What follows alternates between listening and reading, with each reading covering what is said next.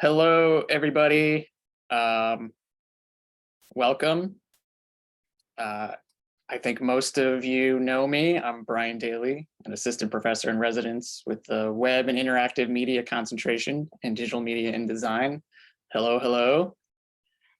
Today we'll have the opportunity to hear from two UConn alumni panelists about their education and career journey and how their experiences and lessons they have learned may help our current and future students in digital media and design.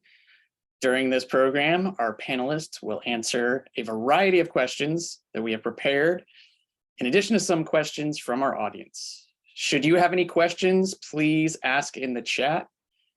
At the conclusion of this program, students will have the option to join panelists of their choosing in a breakout room for the chance to network. All right, so let me get right into introductions. We'll start with Harrison.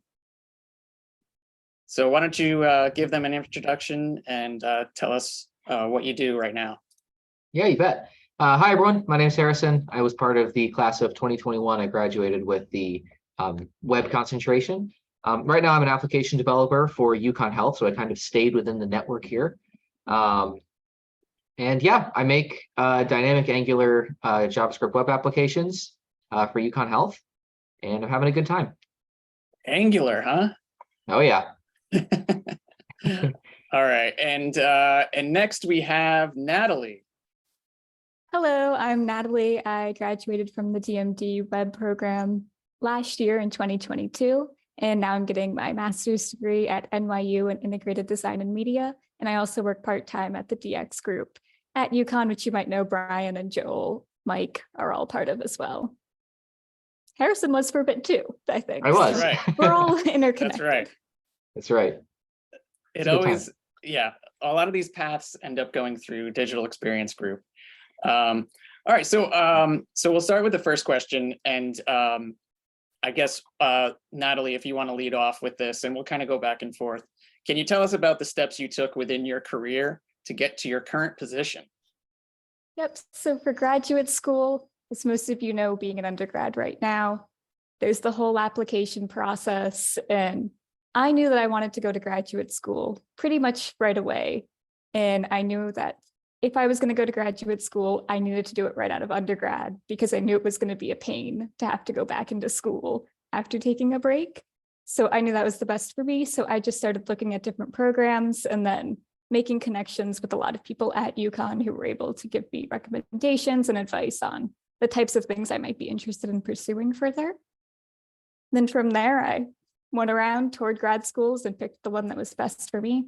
And for working part-time at DX Group, I kind of got into that just by showing interest in web and talking with my professors. And I think Brian reached out to me and was like, hey, you want to work with this? And I just kept rolling with it and I kept my options open, and that's led me to where I am today. That's awesome. Yeah, so, and by the way, just to jump in, for people that aren't aware, I think a number of people on this call are aware of Digital Experience Group, but basically it started as a sort of an experiment in digital media and design among the web faculty, where we had a few classes where we let students kind of create product using web technology, which was really fun. But we also started to have a lot of interest from outside, either outside the university or internally within the university, people with grant funds to build apps and websites and things of that nature. So as many of you probably know, we recruit our students right out of DMD to work on these projects, which is really good because it's great real world experience. And so that's just happens to be the case that a lot of these people that we bring back have been through the Digital Experience Group. So how about you, Harrison? What steps did you take to get to your current position? Yeah, well, quick aside, fun fact, I was actually part of the inaugural DX Lab class. So it's fun to see how it's evolved since. But wait, anyway, did you guys do the smart mirror? We did the welcome wall with the 4 screens. Yeah. Yes, okay. That was a ton of fun, but right. So although I am in grad school now, unlike Natalie, I did take kind of a break I'm not in grad school for necessarily career, it's more for interest. But for career, I worked a lot of web jobs throughout the university. I know the Worth Institute had quite a few that I worked, and that's all tied into a whole networking thing. But basically, the biggest thing I did is I networked and I took on bold projects. So for example, I started a startup and I went through the whole CCEI and Worth Institute, like pitching process and all of that. I met a lot of influential people in those programs and a lot of colleagues. But some of those influential people ended up being people who interviewed me for jobs at the Worth Institute in all the web positions. So networking is your best friend. You never know who you're going to meet and whether they're going to come back.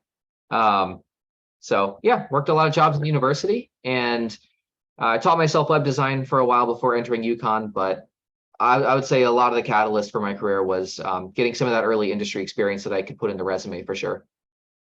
Yeah. Natalie, I was just wondering, so I'm going a little off script here, but what was the grad school application process like? Because I know I have a couple students in here now that are interested in what did that look like for you when you were talking about touring different schools and looking at different programs? Yep. It was a little different at each place, of course. Certain places require different things, but typically for anything that's going to relate with digital media, you are going to want to have a portfolio ready to show. You're going to want to have your resume. You might have to write a short essay as well, typically just about your experience and why you're interested. Also, thanks to COVID, I guess, there's tons of online networking things now. So there was a lot of like meet the faculty and admitted students events.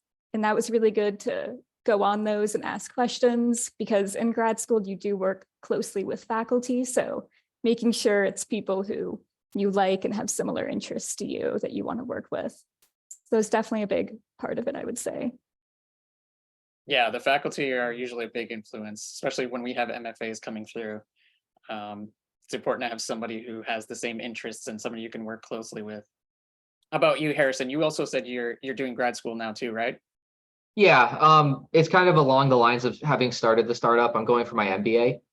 So it's not like the MFA where you need necessarily to have a portfolio, but it's the same application to get into the graduate school. So, you know, references, you need those. You need like the personal statement of why you think the program's good for you, why UConn should consider you for it and stuff like that. But I wouldn't say it's that much different from the undergrad application, other than you just have to provide some kind of professional references and credentials and things.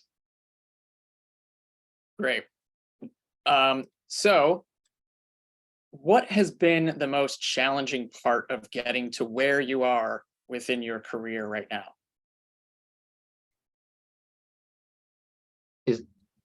Go ahead, Harrison, you can start. Okay.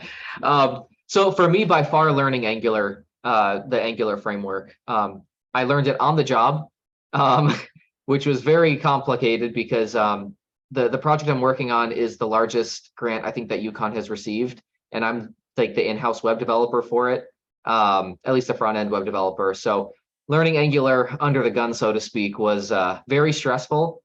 But you know, through stress you learn. So definitely having to learn the kind of like the methodologies of a JavaScript framework on the job, though, for sure. Now, did your experiences at UConn, especially in DMD, help with that at all? Or did you feel like you needed more coming from the program? I think more coming from the program would have been good. It's kind of half and half. Based on the normal web curriculum, it teaches you a lot in terms of front end. And if I recall, we did a bit of back end as well, like with PHP and stuff like that. But definitely kind of learning Node.js, and just generally the idea of when you have a JavaScript framework, you have like components, then you can split those up and like bringing front end to back end or back end to front end and stuff like that. So I would say half and half. I have a little bit of that.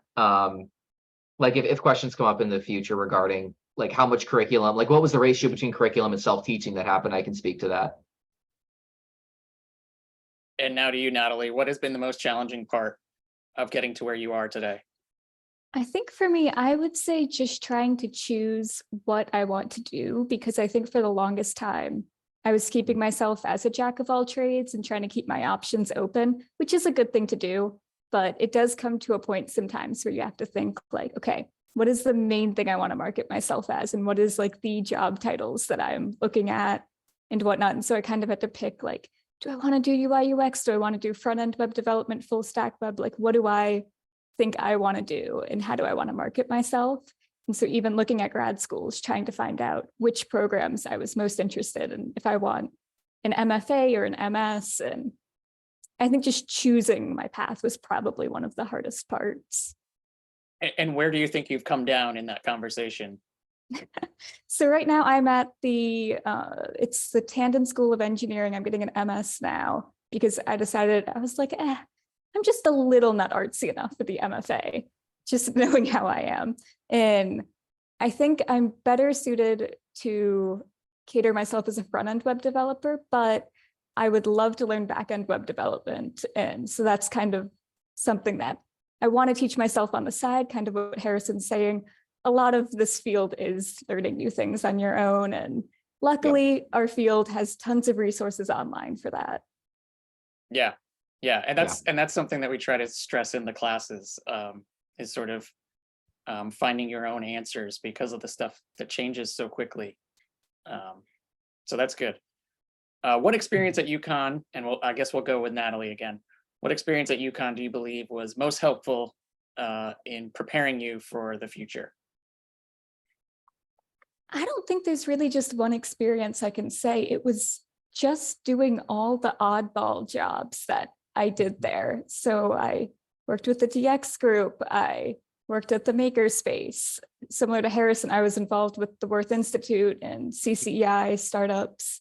So really just all of that and taking those weird things here and there, just saying yes and going with it, I think led to a lot of good networking opportunities, but also just developing different skills. How about you, Harrison? Oh, my independent study by far. The base DMD curriculum was fantastic, especially if you're new to web design, you haven't really touched it. It really does a good job teaching you from the ground up, HTML, CSS, JavaScript, all of that. But we keep referencing the Worth Institute. I feel like I'm kind of double crossing here. But so part of doing the startup is I use my startup as the subject matter for my independent study. And at the time I was building a software which required like an enterprise grade API and just building Electron apps and web languages. And there were a lot of multidisciplinary technologies going on at the same time. And I used my independent study to kind of force myself to say, okay, right now we're learning how to put together a Node API. We're learning how to put together an Electron app. We're learning how to do all of these complicated things that I felt completely unprepared for. I just started, I just forced myself to do it. And I think by forcing myself to explore all of those different web technologies and becoming at least conversational in them, it paved the way and it kind of lifted the veil of complexity. And I didn't feel necessarily as afraid to teach myself those things going forwards because I had a foundation. So for sure, using your independent study for a passion project or something that forces you to explore multiple technologies, that's really that's what made me feel qualified for my job that I have right now. That's a great point, because I think that is an underutilized tool. And a lot of times I get approached for independent studies when someone can't find the class that they want, or they just need to fill an elective. And rather than doing that, really thinking about something that gets you excited and building something is probably a better way to go. Yeah. So back to you, Harrison. What do you wish you knew as a student surrounding your career or career preparation?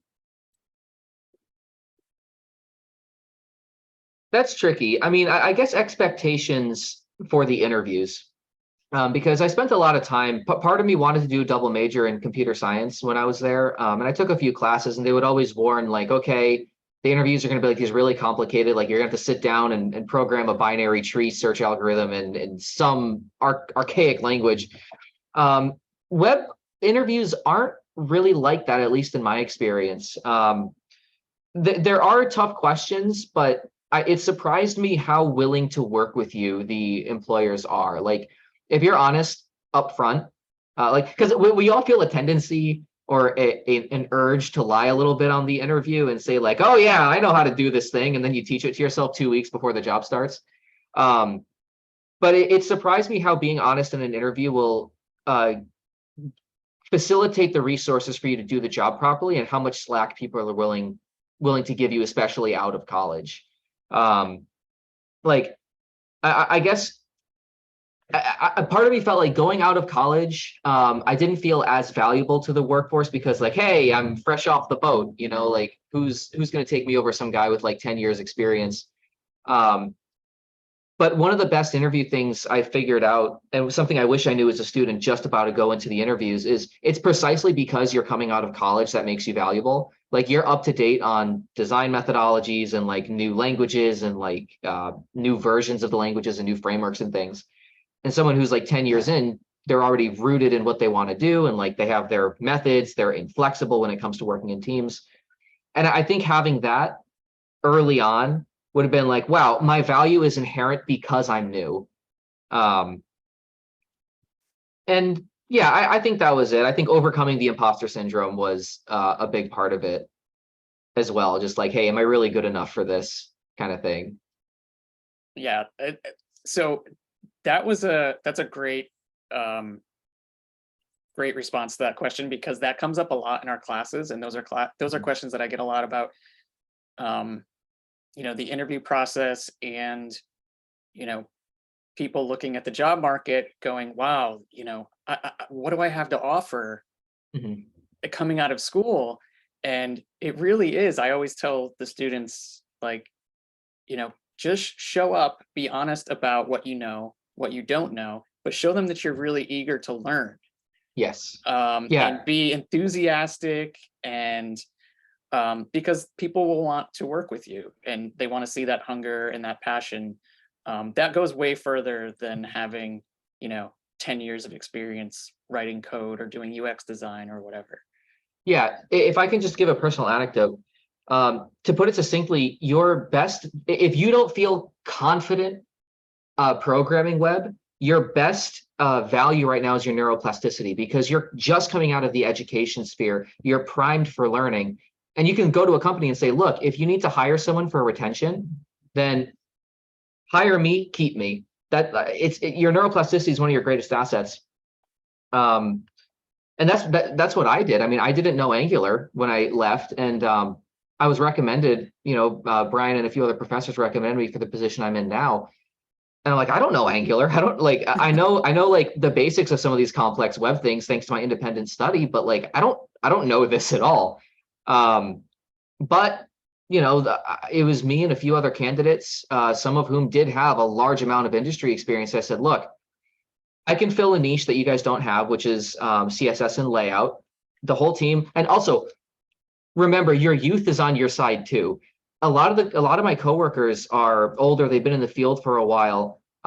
Therefore, they're not really up to date on like new CSS layout techniques and like new HTML tags that have come out since HTML 4 and 5.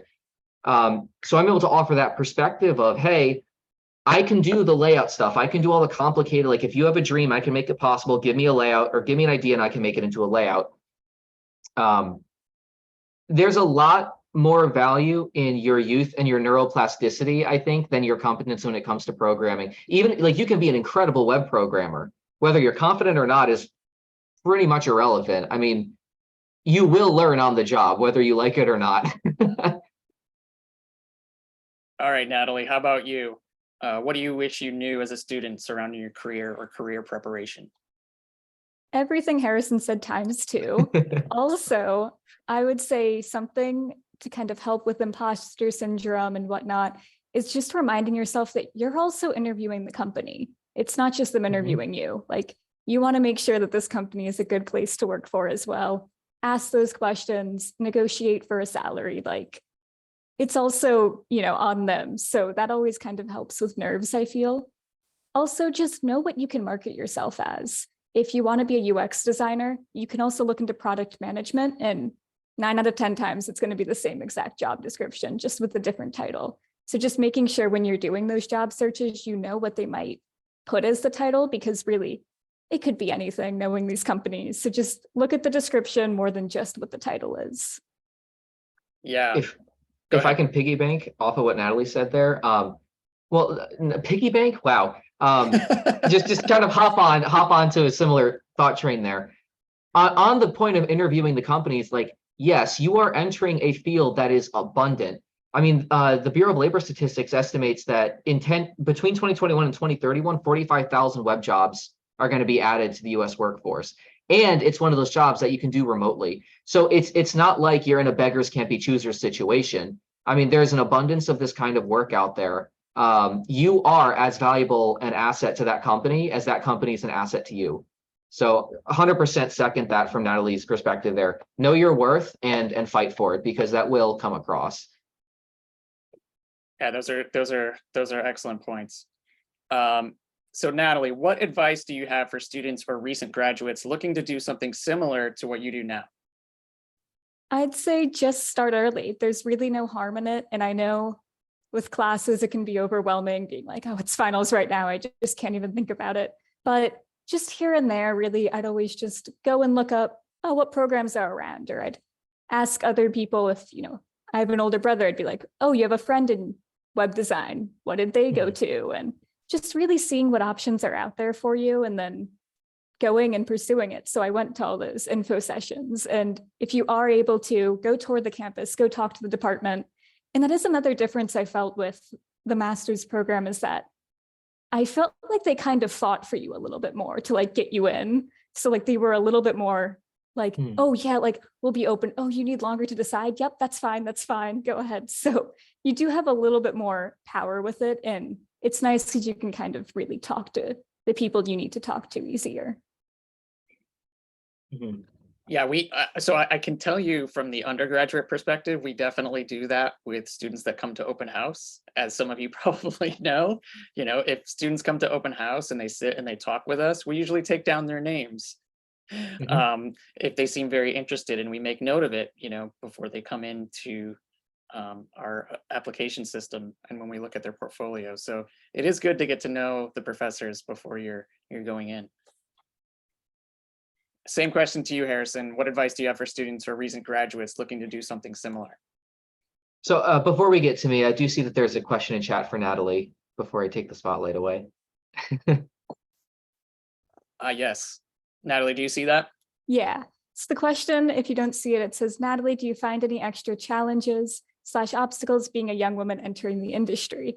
And unfortunately, a little bit. I'm sure it is not nearly as bad as it used to be. And luckily, for the most part, I've had fairly good experiences. I would say the worst thing is just, you have to prove yourself a little bit more. Like you just have like that little bit more of like, you're not taken quite as seriously, and you kind of have to do that little extra thing.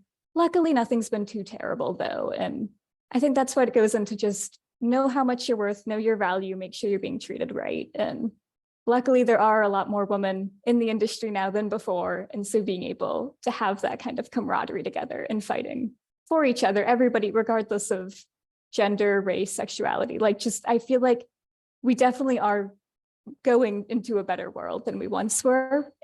But we still have that like little bit of extra push we have to do sometimes. And so best thing you can do, know your value, but if you see something happening to somebody around you, make sure you speak up and also have their back.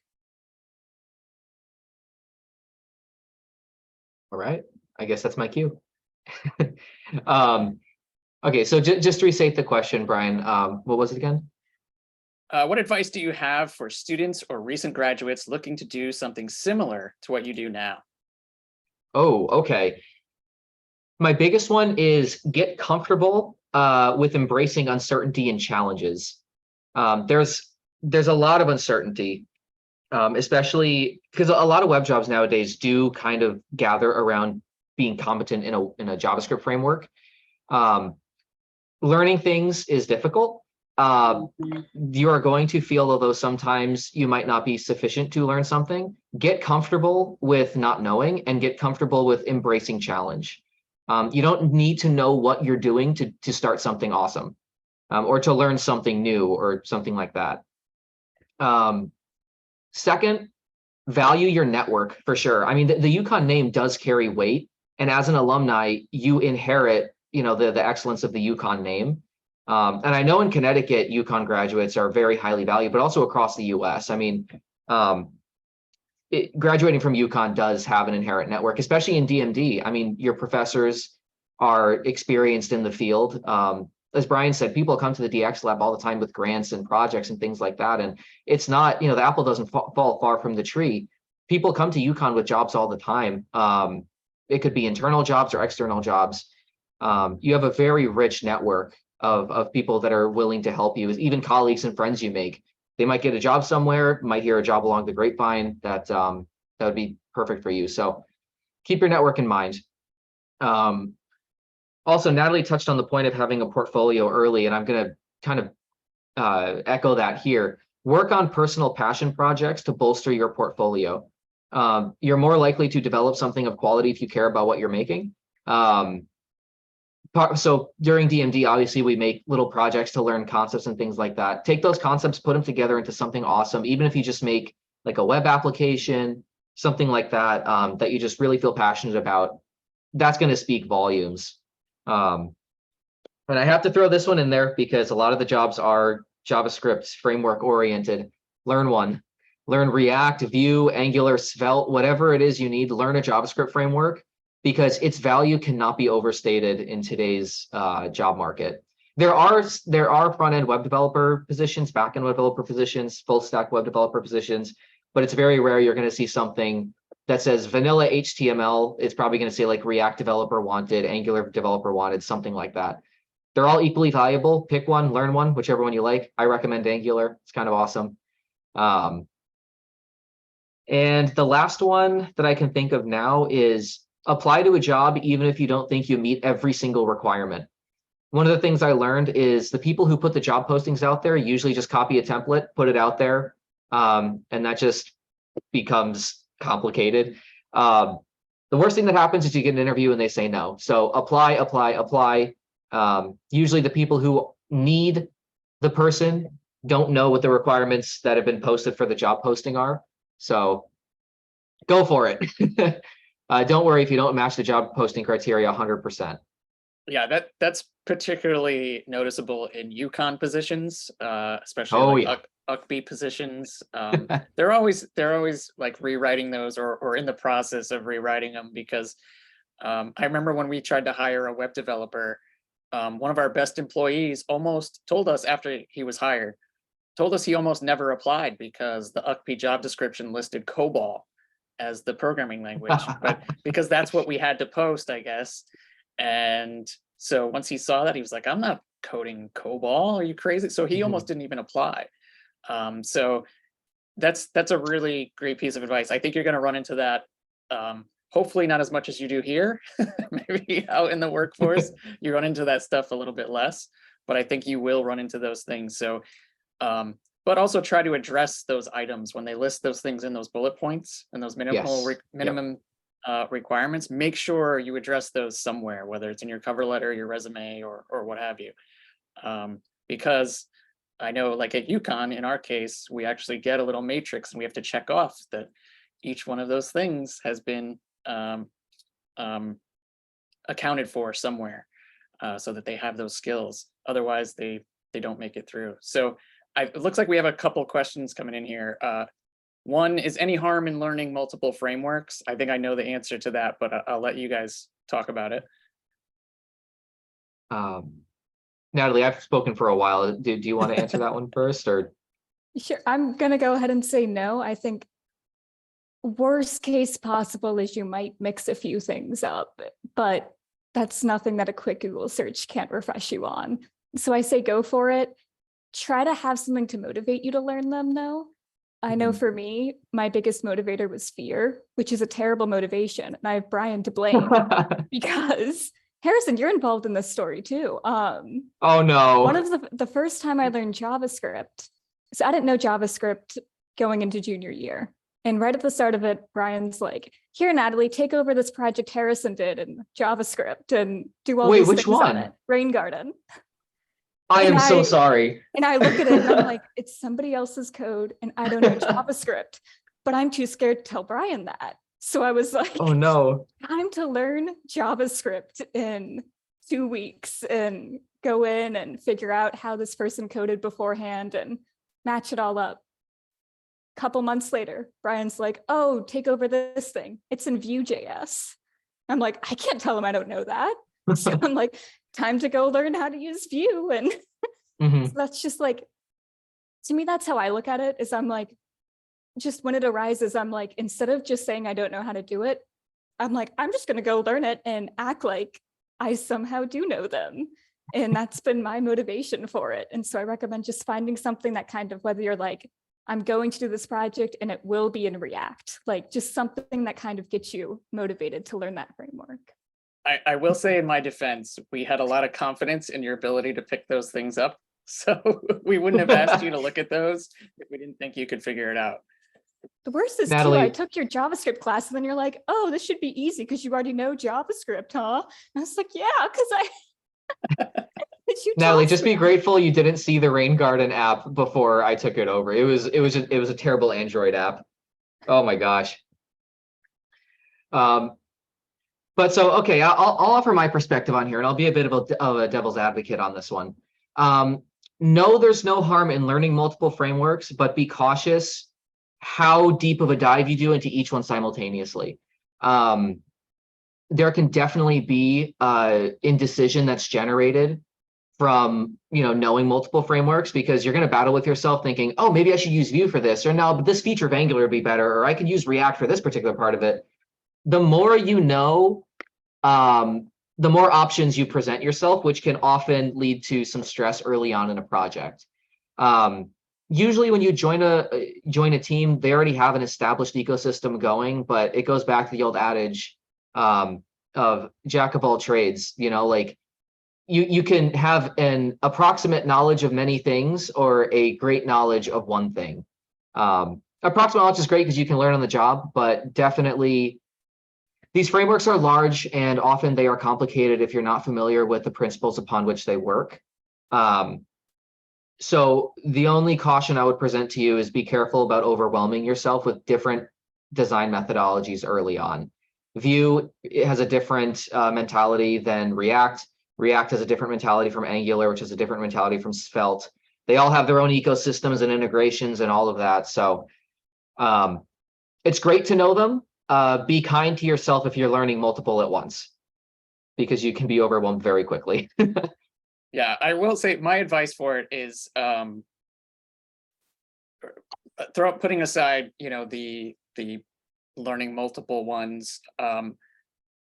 If you get to a point where you're going to learn one and you want to go down that path, I'd recommend taking a look at the documentation and seeing which one makes the most sense to you at that point. It just so happened that most of the web faculty at the time that Vue.js was coming out, we all looked at it and we looked at the documentation and said, wow, this like fits my mental model of how a JavaScript framework should work. So it came a little bit easier to us than some of the other ones at the time. That being said, like once you learn one, a lot of the concepts are similar and it makes it a little bit easier to pick up other ones. They also tend to be,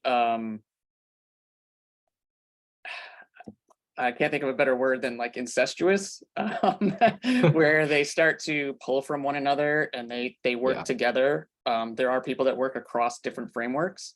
So you start to see some of the same features. React will do something really cool and everyone else will be like, wow, we really need that.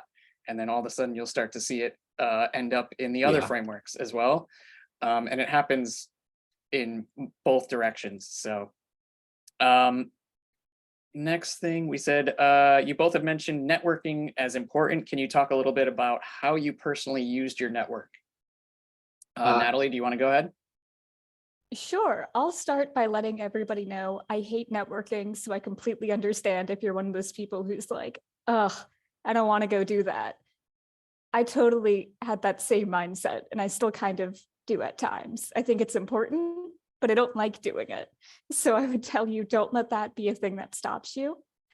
Honestly, though, once you kind of have a network, I found that things sort of just presented themselves to me, and I didn't really have to go out and get it. Like they just turn around and be like, oh, we need somebody to make a logo. And we've heard that you have graphic design experience. And I'm like, I don't really. And they're like, well, just try.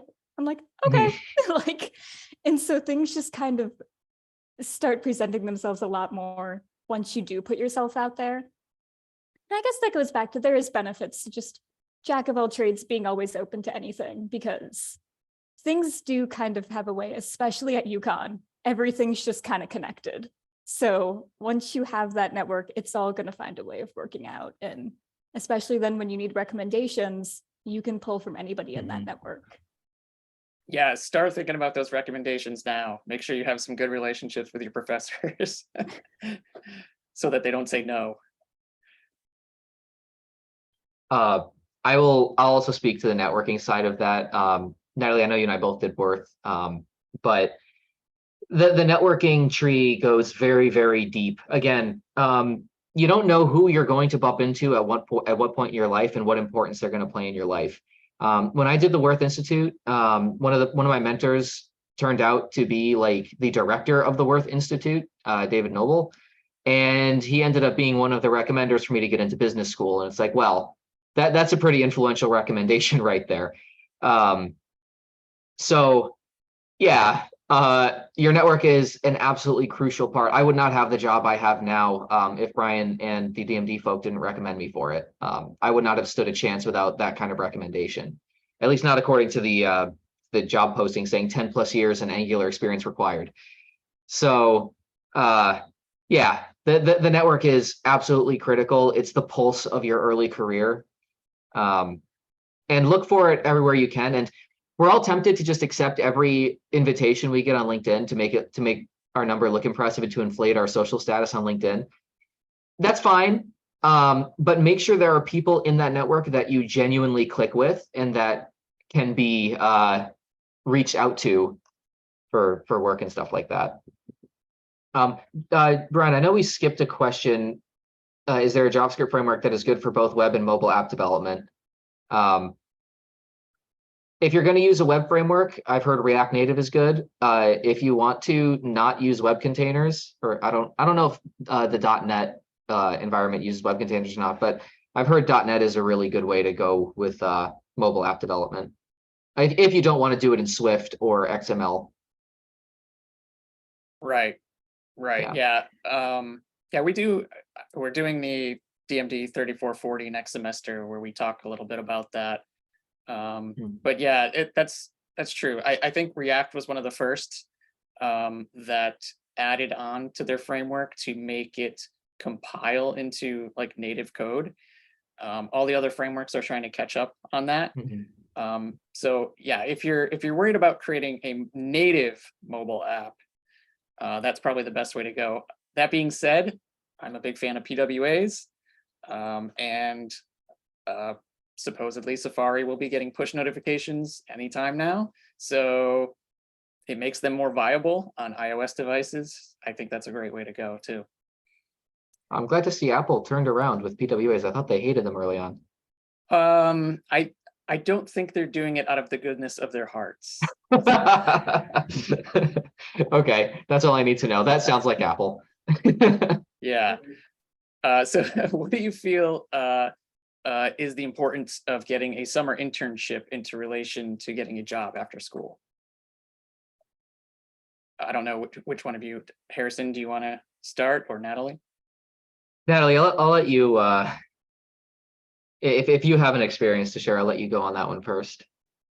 Yeah, I don't think I ever did any proper internships. I would say Yeah. I took jobs here and there, like random things. I wouldn't consider them a proper internship. I think what's most important though is you just have something to show for your experience. I wouldn't take an internship just because it's an internship. Like, make sure you're getting something out of it to show in your portfolio. And if you don't think you will, there is nothing wrong with just saying, I'm taking the summer off and I'm teaching myself how to do this and I'm building my own projects. Like, I would say, don't think that's a bad idea. Like, make it however you want to do. Just make sure you're actually getting something worth it out of it. Yeah, I don't think I did an internship either. I mean, your competence as a programmer comes before whether you took an internship in your undergrad or not. I mean, unless you're going to use the internship as a possible like hire opportunity, I don't think employers are hell-bent on making sure you did an internship. Definitely a valuable experience, not one that I can say I had, but then again, I kind of had a substitute for an internship, which was started a company, worked all these, like Natalie said, working jobs around the university and getting industry experience that way. I would say it's valuable, but I wouldn't say it's important for the career search. Yeah, and I mean, my perspective, having done this many years ago, I won't say how many, but I did an internship with, at the time, I think they were just bought out by GE, so it was GE Security, and it was really more about the name of the company because I didn't really get much out of the actual work. I did, for me, the best experiences I had were my on-campus jobs, working various jobs on campus doing web design or whatever for different groups. I got a lot more out of those than I did out of any official internship. That's not to say you can't. I think that just happens to be the experience of our panel here.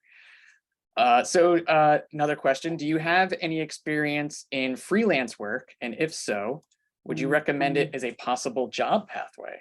That's an interesting question. Natalie, do you want to start with that one? Yeah, I wouldn't say I've done official freelance. I would say I've done UConn freelance, where basically, like Harrison and I have said many times, Worth Institute, I kind of feel like I just became a freelancer within that, where they'd come and be like, we need this one thing done, can you do it? And we have this much money to toss towards it, or we need that. And so I feel like I kind of did that. I would say in terms of a career pathway, yes, you can, but know how much you have to put into like permits and making sure you have all that down, and really make sure you know media law well, because you're going to be your biggest advocate in that if you don't have a company to back you up. So just make sure you do the research going in and make sure you get all that sorted out. I would caution you against freelance, honestly. Again, I hate to play devil's advocate. I don't want to be like, but I think it's good to get this perspective too. The advent of Fiverr and freelancer.com has devalued freelance web work a lot. I mean, also in graphic design, I mean, the expectation now is you can get a high quality corporate level logo made for $5. And like everybody here knows that that is absolute bogus, but people are willing to do it. And, you know, the advent of these freelance websites also allows people in other countries to do the work, which is great. But the US dollar in comparison to some of these other countries' economies is just really powerful. So you can feasibly expect high quality work for a low price, which really hurts the US industry for web and kind of any digital freelance, really. So I would not advise it as a career path if you're trying to make some pocket change and you're lucky enough to get a gig among the sea of people who are willing to do high quality work for cheap. Good luck. But I really, it's gotten to a point where it's unsustainable, in my opinion. I did freelance. I'm speaking from experience, by the way. I did Fiverr for a couple of years. It was just terrible. I mean, people would either come to me with horrible jobs or be entitled for high quality for low pay. I found myself more stressed than enjoying it. And of course, the platform takes a cut of your work. So on top of the already insultingly low commission prices, they're also taking a cut. It just spited me after a while because I just didn't see it worth my time anymore. I think something you might want to look into if you like the thought of being a freelancer but want a little bit more stability is contracting work, because then at least you have a certain amount of time, you know, you'll be hired, but you can still kind of switch between companies easily, and that's not going to harm your resume because it was just a contracting job. But you do have to know, like, you might not have 401k options with that, and you might not get stock. And so just balancing out what works best for you. Also, yeah, go ahead. Also, LLCs are only $100 to start in Connecticut. You can start your own web agency and take on long-term clients that way as well. I would honestly recommend risking it with your own startup than trying to go freelance. Because then it's freelance, but then you get the protections of an LLC. and the professional title of, hey, yeah, it's an LLC, therefore I do this professionally. And it's not just you're hoping to God that the terms and services of Fiverr protects you. Yeah, I just wanted to mention too, and this is related to what Natalie said about contract work. Professor Salisbury, which some of you know, had quite a few relationships with some area design agencies and marketing agencies, and they would hire him for just one-off projects to create maybe email marketing landing pages. And he got to create some really cool stuff that he could add to his portfolio. So that's something to look into as well. If you can get in touch and in contact with some of these different agencies, you can look for different work. They'll be willing to float you something here and there. That's worth noting too. In my time doing freelance, not a single thing I made it onto my portfolio, because that's how ashamed of it I was. Because again, I'm not going to do like for $10, I'm not making a corporate level website. So why would I bother putting it on my portfolio anyway? So yeah, the value propositions just aren't there in my opinion. Yeah, especially when you're starting out and you don't have the big name recognition and you're not getting big clients. You usually get smaller clients who have a lot of opinions. And they're usually very bad opinions.